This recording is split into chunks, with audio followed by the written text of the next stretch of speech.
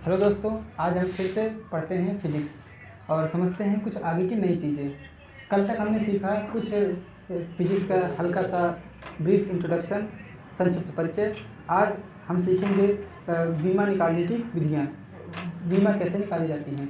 कुछ महत्वपूर्ण physical quantities हैं, कुछ महत्वपूर्ण भौतिक राशियाँ हैं, उनका हम बीमा निकालना इस वीडियो में अच्छे से देखेंगे और फिर कुछ नई चीज़ें सीखेंगे। तो चलिए शुरू करते हैं। सबसे पहले हम एक राशि लेते हैं, गुरुत्वीय स्थितिज ऊर्जा।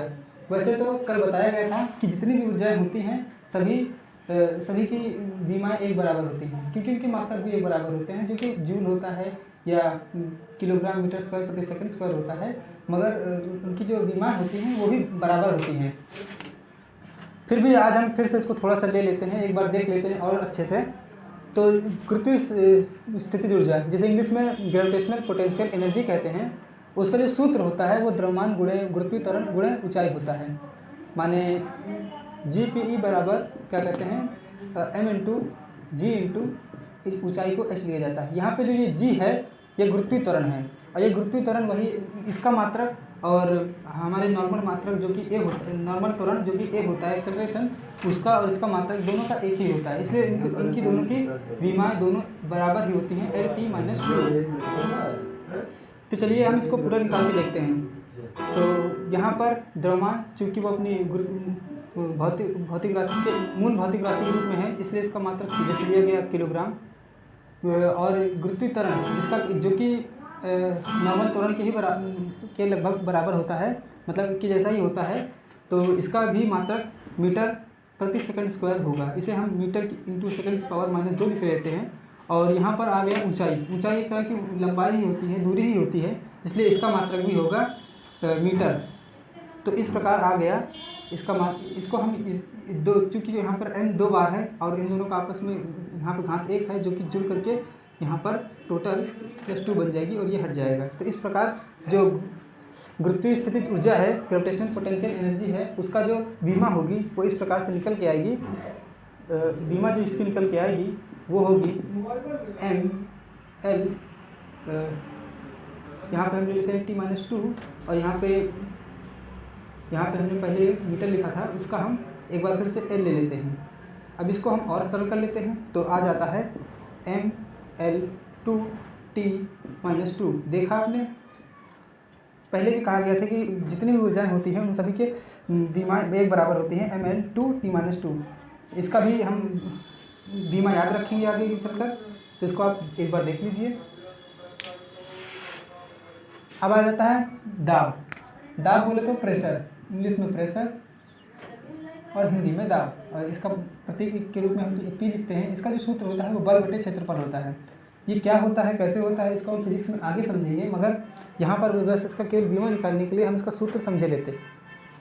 बल का मात्रक पहले कल ही बताया गया था, न्यूटन में होता है, और न्यूटन की जगह हम यहाँ पे लेंगे किलोग्राम मीटर पर सेकंड स्क्वायर। इसको ऐसे भी लिख सकते हैं या उस तरह से भी, मगर अच्छे से लिखेंगे। तो यहाँ पर दाब के बीमा, पहले दाब का मात्रक निकालते हैं।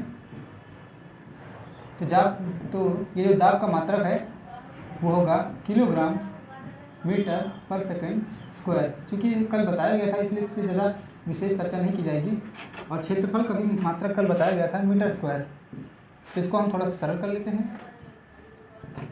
P का जो मात्रक होगा किलोग्राम, अब यहाँ पे मीटर की घात 2 है, यहाँ मीटर की घात 1 है, तो हम यहाँ पे इसको ऊपर ले जाएंगे, तो मीटर की घात 1 - 2, और सेकंड की घात एक तरीके से -2 है ही, तो यहाँ पे किलोग्राम मीटर की घात -1 और सेकंड की घात -2। तो इसका जो मात्रक निकल के P का जो मात्रक निकल के आया वो किलोग्राम पर मीटर पर सेकंड स्क्वायर। और जबकि P की जो बीमा होगी, यानी प्रेशर की जो बीमा होगी, उसको देख लेते हैं, वो होगी ML -1 T-2।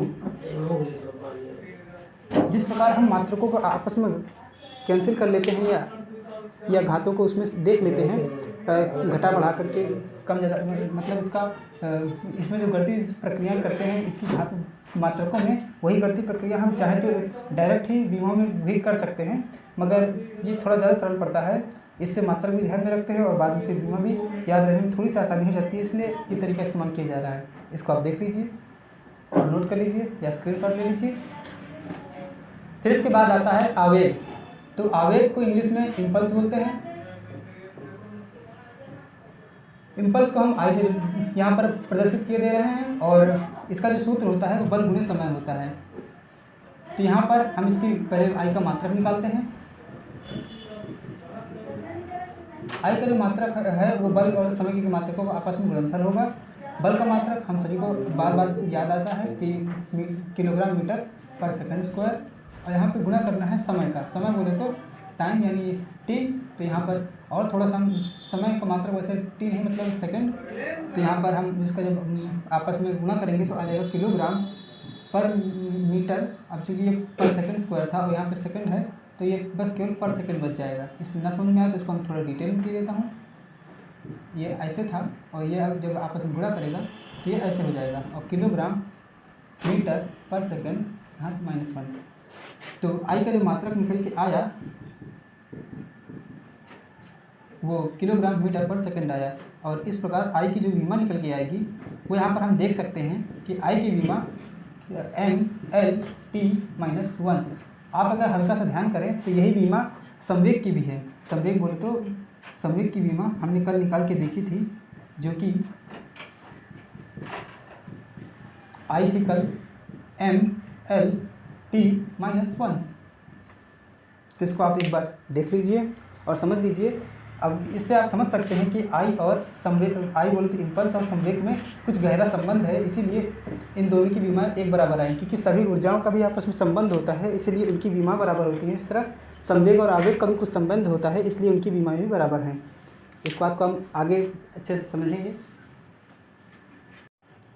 तो हम तीन कुछ विशेष राशियों का हमने देख लिया। अब एक और राशि है उसको भी देख लेते हैं, बल आघूर्ण। इसको भी हम आगे फिजिक्स में अच्छे से पढ़ेंगे और हम यहाँ पर केवल उन्हीं भौतिक राशियों को उनकी विमाएँ निकाल के देखेंगे जो कि हम यहाँ पर यांत्रिकी में आने वाले नए नए पाठों में उनको अध्ययन करेंगे। उन्हीं भौतिक राशियों का हम यहाँ पर विमाएँ निकाल के देखेंगे। बाकी भी भौतिक राशियों का विमाएँ आगे पाठों में देखते रहेंगे, क्योंकि ये इस तरह अगर एक एक विमा निकालते रहेंगे तो बहुत समय लग जाएगा।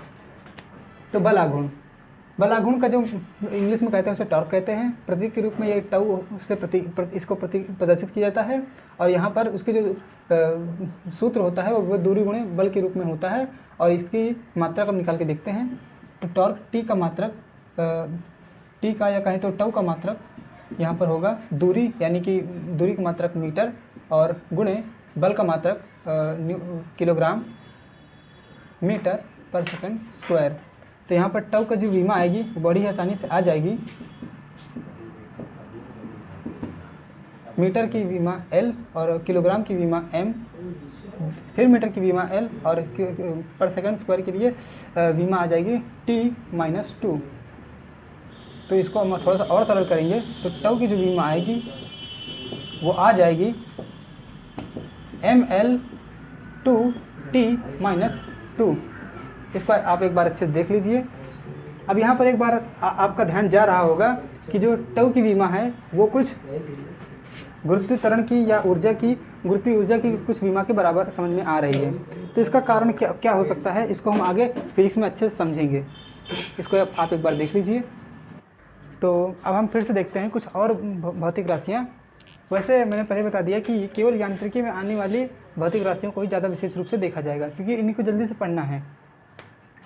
गुरुत्वाकर्षण नियतांक, ग्रेविटेशनल कांस्टेंट, इसके लिए जो न्यूटन ने एक सूत्र दिया था गुरुत्वाकर्षण बल के लिए कि F बराबर G(m1m2/r²). इसको हम आगे पाठों में पढ़ेंगे। तो यहाँ से हम केवल इस गुरुत्वाकर्षण नियतांक की वैल्यू निकालने जा रहे हैं। ये एक नियतांक है, ये द्रव्यमान और ये दूरी होती है।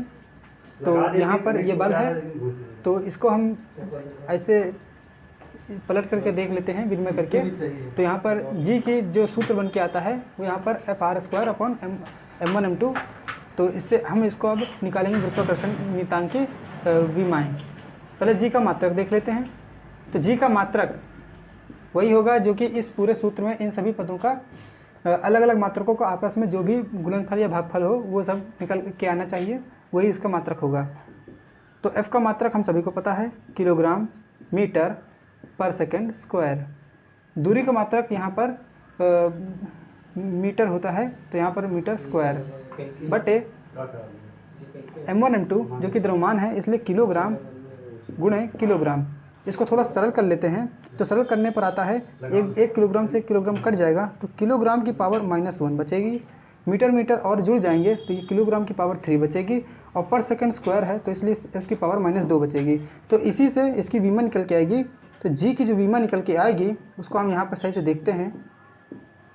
तो जी की विमा आएगी यहाँ पर किलोग्राम के लिए m बोले तो मास जो कि जिसकी पावर होगी -1, मीटर की पावर होगी 3 इसलिए L3 और सेकंड की पावर होगी यहाँ पर -2 इसलिए T-2। तो जो जी की विमा निकल के आती है m-1 L3 T-2। इसको आप एक बार अच्छे से देख लीजिए।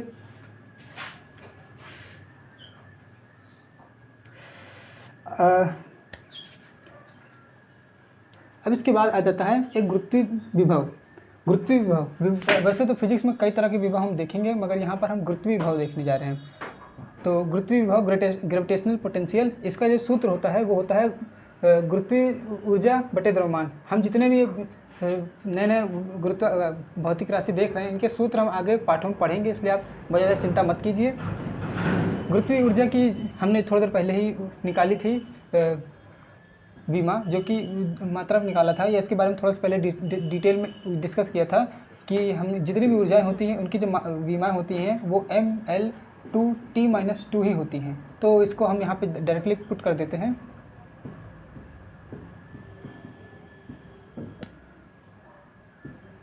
और यहाँ पे द्रव्यमान की जो विमा है वो m यहाँ पे लिखे देते हैं। तो इस प्रकार ग्रेविटेशनल पोटेंशियल की जो विमा है वो यहाँ पे निकल के आती है कि m से m कट चुका होगा इसलिए m की पावर 0 और l की पावर 2 t की पावर -2। तो इस प्रकार ग्रेविटेशनल पोटेंशियल की विमा बहुत ही सरल निकल के आई है। इसको आप हो सके तो ध्यान रख सकते हैं क्योंकि ये कभी कभार डायरेक्टली पूछ लिया जाता है। इसलिए जी ग्रेविटेशनल पोटेंशियल की जो विमा है वो m0 L2 T-2। m0 की जगह आप हम चाहे तो ऐसा भी कर सकते हैं। अब इससे आप चाहें तो डायरेक्टली ग्रेविटेशनल पोटेंशियल का मात्रक भी निकाल सकते हैं, जिसका एक अच्छा सा मात्रक मीटर स्क्वायर प्रति सेकंड स्क्वायर भी अच्छा सा एक मात्रक है, या फिर मीटर प्रति सेकंड का होल स्क्वायर। तो आपने देखा कि हर बार तो हम लोग किसी भौतिक राशि के मात्रक से उसकी विमा निकालते थे, मगर इस बार हमने विमा से ही मात्रक निकाल दिया। ये दोनों का अपना एक खेल है, संबंध है, उसको आप देख लीजिए। अब आ जाता है गुरुत्वीय क्षेत्र की तीव्रता। फिजिक्स में हम कई भौतिक राशियों की तीव्रता देखेंगे, जैसे कि प्रकाश की तीव्रता और भी अन्य तीव्रताएं हैं, मगर यहाँ पर बस केवल गुरुत्वीय क्षेत्र की तीव्रता देख रहे हैं। विद्युत चुंबकीय बल की तीव्रता, चुंबकीय बल की तीव्रता, विद्युत बल की तीव्रता, इस तरह कई बलों की तीव्रताएं हम देखेंगे, मगर यहाँ पर गुरुत्वीय क्षेत्र की तीव्रता देखने जा रहे हैं। तो गुरुत्वीय क्षेत्र की जो तीव्रता होती है उसको इंग्लिश में कहते हैं ग्रेविटेशनल फील्ड स्ट्रेंथ। तो ग्रेविटेशनल फील्ड स्ट्रेंथ की क्या कहते हैं, मात्रक निकाल के देखे हैं। इसका जो मात्रक होगा वो पहले से बताया जा चुका है कि गुरुत्वीय बल और द्रव्यमान की मात्रकों का आपसी संयोजन होगा, जो कि किलोग्राम मीटर प्रति सेकंड स्क्वायर भागे द्रव्यमान का मात्रक किलोग्राम। तो इस प्रकार जो ग्रेविटेशनल फील्ड स्ट्रेंथ है उसका मात्रक आपने देखा कि मीटर प्रति सेकंड स्क्वायर ही आ गया, मगर ये तो एक तरह के गुरुत्वीय त्वरण का मात्रक होता है। तो इस प्रकार आप देख सकते हैं कि कुछ ऐसी भौतिक राशियाँ भी होती हैं जिनके मात्रक या कह सकते हैं कि विमा भी बराबर होती हैं। अब आप देखिएगा इसकी विमा, क्योंकि ये मीटर है और सेकंड है, अपनी मूल भौतिक राशियों में है, तो इनकी जो विमा होगी वो बड़े आराम से m0 हो जाएगा यहाँ पर, और L-2। तो यहाँ पर जो ग्रेविटेशनल फील्ड स्ट्रेंथ या गुरुत्वीय क्षेत्र की तीव्रता है उसका जो मात्रक होगा या वो होगा मीटर पर सेकंड स्क्वायर, और जो विमा होगी वो L-2 होगी। तो इस चीज़ को हम अच्छे से देख लेते हैं। अब आप एक बात नोटिस कर रहे होंगे यहाँ पर कि कई भौतिक राशियाँ हैं जिनकी विमाएँ एक दूसरे के बराबर होती हैं। तो आगे इसका भी एक विशेष रोल रहेगा, थोड़ा सा उसको हम बाद में देखेंगे। फिर आ जाती है एक अलग ही पाठ, एक मतलब गुरुत्वाकर्षण के पाठों से अलग, थोड़ा भौतिक जिंदगी से रिलेटेड कोई ऐसी चीज़, कोई एक ऐसा पाठ प्रत्यास्थता, जिसके पार्ट से हम एक जिसके प्रत्यास्था नामक पार्ट से एक दो कुछ भौतिक राशियाँ ली जा रही हैं, प्रतिबल और विकृति, इनके भी विमाएँ और मात्रक देख लेते हैं। तो यहाँ पर जो फील्ड विकृति है या स्ट्रेन इसको इंग्लिश में कहते हैं, इसका एस से प्रति डिनोट कर रहे हैं। तो एस से जो हम डिनोट कर रहे हैं उसकी जो सूत्र होता है वो लंबाई में वृद्धि यानी कि डेल्टा एल, और जो प्रारंभिक लंबाई ये होता है इसका अपॉन प्रारंभिक लंबाई, ये इसका सूत्र होता है। तो यहाँ पर दोनों की मात्रक देख लेते हैं। जो एस का मात्रक होगा वो इसका मात्रक जो कि मीटर होता है। यहाँ पर देखते हैं एस का मात्रक क्या है। एस का मात्रक मीटर भागे मीटर आ रहा है, इसलिए एस का मात्रक हो जाएगा ये मात्रकहीन हो जाएगा क्योंकि इसका मात्रक आपस में कट गया। तो इसलिए जो एस, तो इस प्रकार हमने देखा कि एस का जो मात्रक है वो एस का जो मात्रक है वो है ही नहीं, क्योंकि मात्रक मात्रक से कट चुके हैं।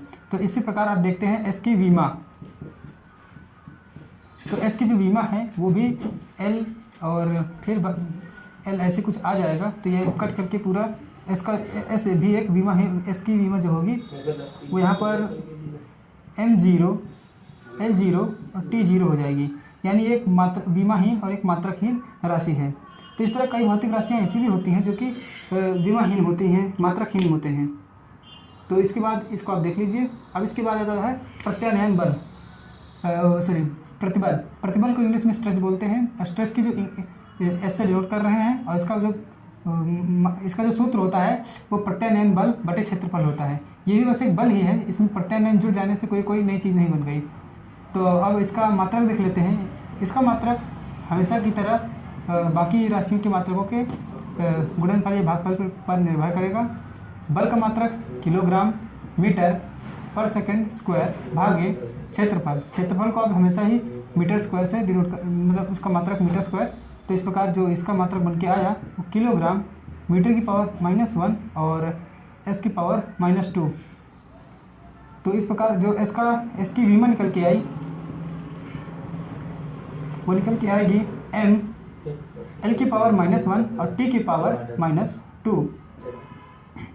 ये एक बात आप यहाँ पे गौर कर रहे होंगे, जो स्ट्रेस यानी प्रतिबल की विमा है वो दाब यानी कि प्रेशर की भी विमा के बराबर है।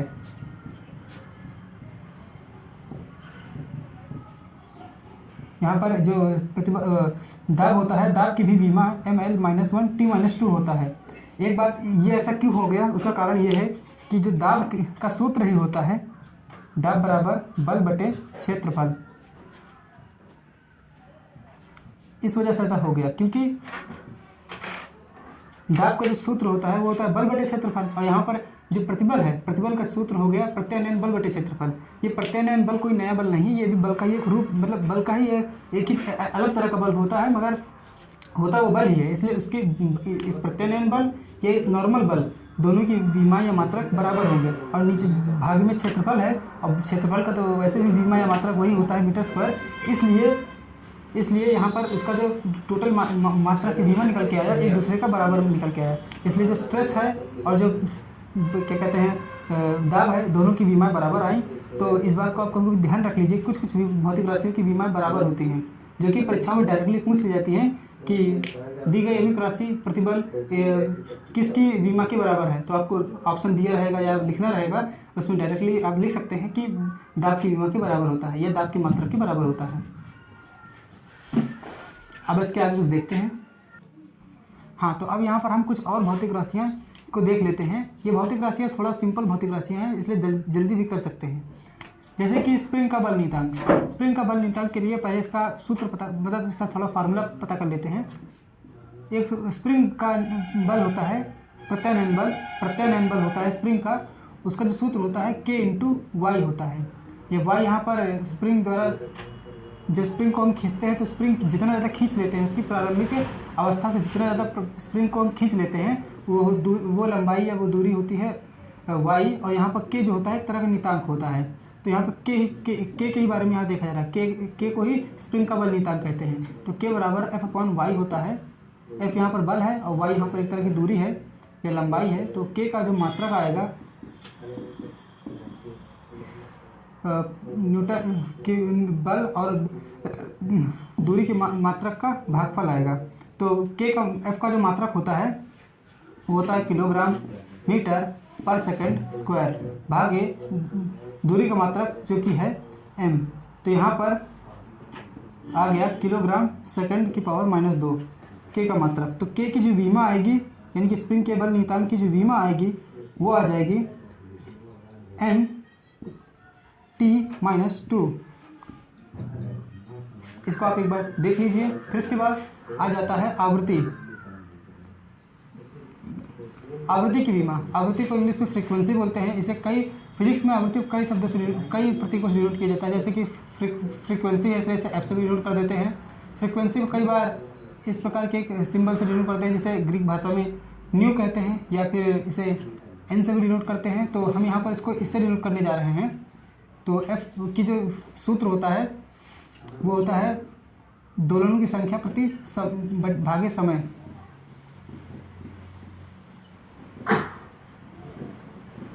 दोलनों की संख्या भागे समय, समय या समय अंतराल। दोलनों की संख्या, अगर एक बात आपको ध्यान देना पड़ेगा कि कभी भी किसी भी संख्या की कोई विमा नहीं होती है, इसलिए ये विमाहीन हो गया।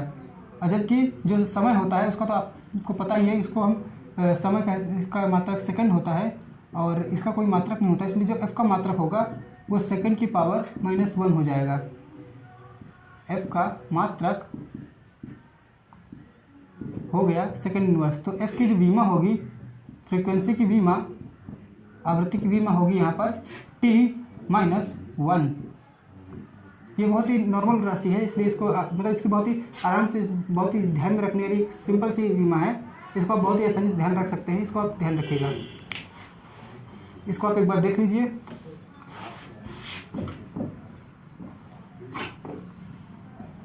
फिर इसके बाद हम एक थोड़ा और सिंपल राशि देख लेते हैं। कोण। कोण आपने बचपन से ही पढ़ा है। कोण बराबर चाप भागे त्रिज्या। ये सूत्र आप बचपन से ही सुनते आ रहे हैं। चाप भागे त्रिज्या। त्रिज्या भी एक तरह की दूरी होती है, चाप भी एक तरह की दूरी होती है। तो जो कोण का मात्रक आता है, हम सभी को पता है कि कोण का मात्रक एक तरीके से नहीं होना चाहिए। क्यों? क्योंकि चाप का मात्रक जो कि होता है मीटर में और त्रिज्या का मात्रक जो कि होता है मीटर में, इसलिए ये भी एक मात्रकहीन राशि होनी तो चाहिए, मगर इसको डिनोट करने के लिए मात्रक दिया जाता है, जो कि हो सकता है डिग्री हो या हो सकता है डिग्री हो सकता है या रेडियन हो सकता है।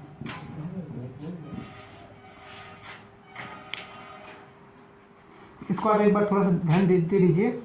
तो जो कोण की विमा आती है, क्योंकि इसका मात्रक वास्तव में कट जाता है, इसलिए कोण की जो विमा होती है ये भी एक विमाहीन राशि है, इसलिए इसकी मात्रा को हम विमा को L0 L0 T0 से डिनोट कर सकते हैं।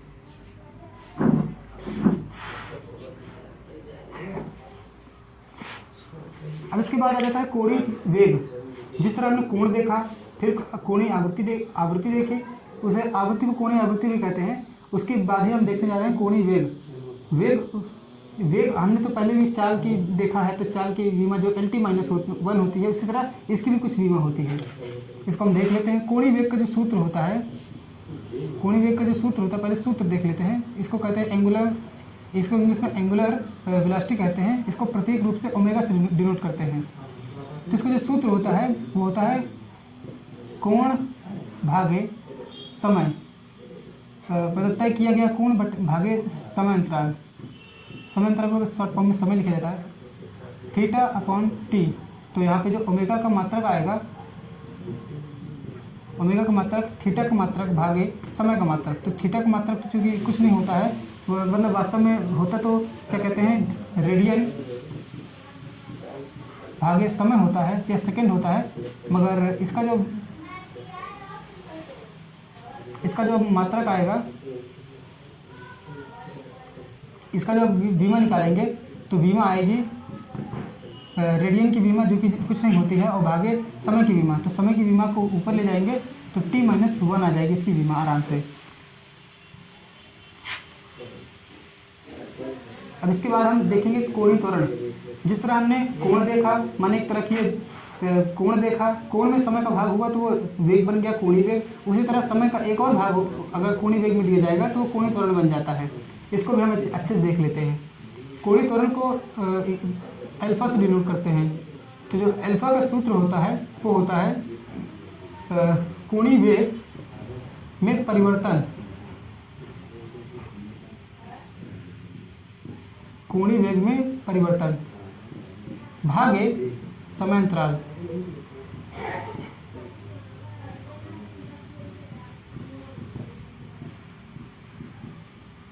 तो यहाँ पे जो कोणीय वेग का मात्रक निकल के आएगा उसको आप देखने के लिए पहले इस सूत्र को थोड़ा नोट कर लीजिए। फिर उसके बाद आ जाता है कोणीय वेग का मात्रक अल्फा से कोणीय त्वरण का मात्रक निकालते हैं। कोणीय त्वरण का जो मात्रक होगा वो कोणीय वेग के मात्रक यानी कि कोणीय वेग की मात्रक जो कि रेडियन प्रति सेकंड है और समय के मात्रक का भागफल होगा, माने ओमेगा का मात्रक भागे समय का मात्रक, समय बोले तो टी का मात्रक, उसके भागफल के बराबर होगा।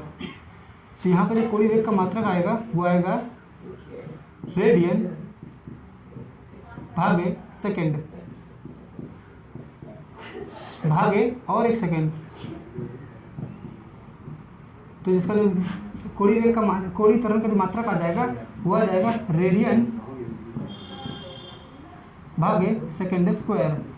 ये कुछ नॉर्मल त्वरण रेखीय त्वरण के मात्रक की जैसा ही है। जैसे रेखीय त्वरण का एक्सेलरेशन का मात्रक होता है मीटर पर सेकंड स्क्वायर, उसी तरह इसका मात्रक हो जाता है रेडियन पर सेकंड स्क्वायर। मीटर यहाँ पे सीधी तय की गई दूरी का मात्रक है और यहाँ पर ये रेडियन कोण का मात्रक है। ये लगभग एक जैसे ही है क्योंकि वास्तव में है तो त्वरण ही, इसलिए इनके मात्रक लगभग समान है, ना कि पूरे समान है। तो इसीलिए इसका जो मात्रक के बाद आ जाते हैं इसकी विमा को देखने के लिए। तो इसकी जो विमा होती है उसको हम जल्दी से देख लेते हैं। इसकी जो अल्फा की विमा होती है वो कोणीय वेग की विमा और समय की विमा के भागफल के बराबर होती है। क्योंकि हमें ये पहले से दिया है कि ये इतना होता है और समय की विमा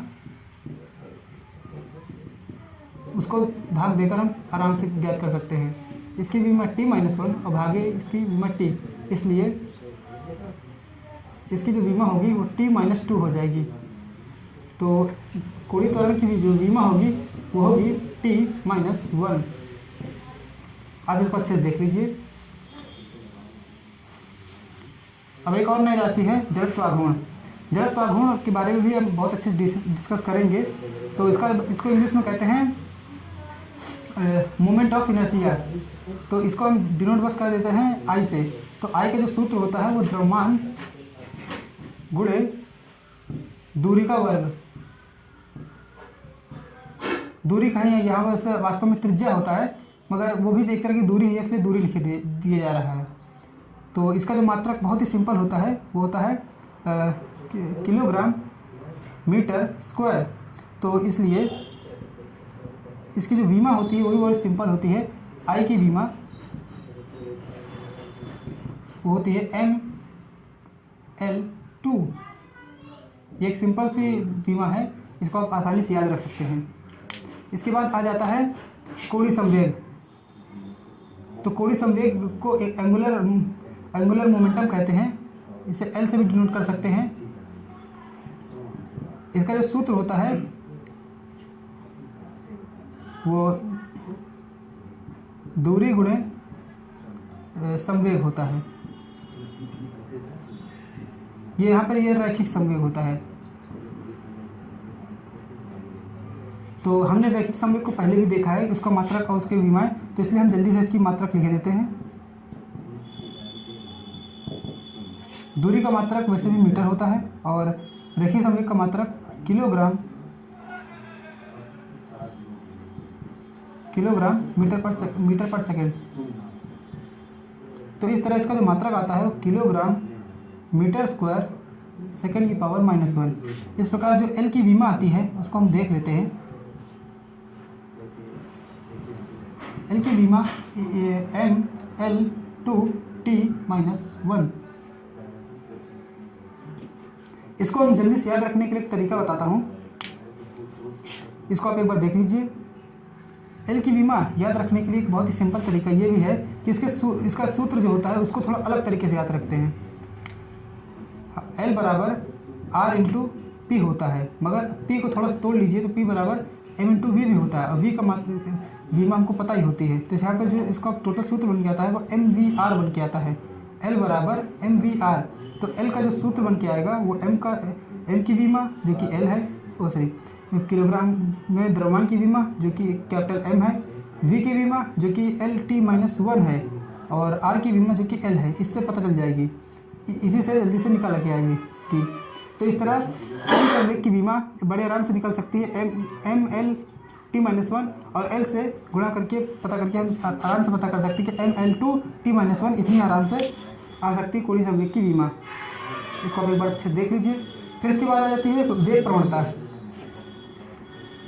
वेलोसिटी ग्रेडियंट। इसकी जो सूत्र होता है उसको पहले देख लेते हैं। इसका सूत्र होता है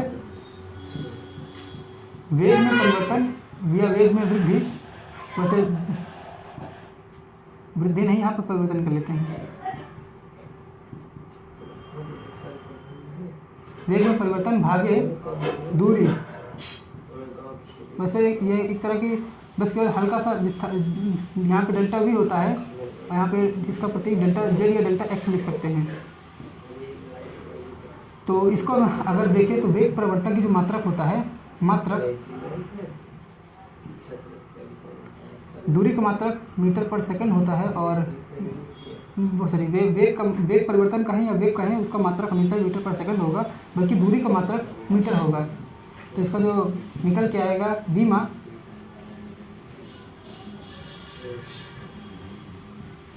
इसकी जो बीमा निकल के आएगी वो एल टी माइनस 1 और भागे एल की वजह से आ जाएगी टी माइनस 1। इसको अब एक बार अच्छे देख लीजिए। फिर उसके बाद एक और 2-3 राशियां हैं कुछ, इनको हम देख लेंगे अभी।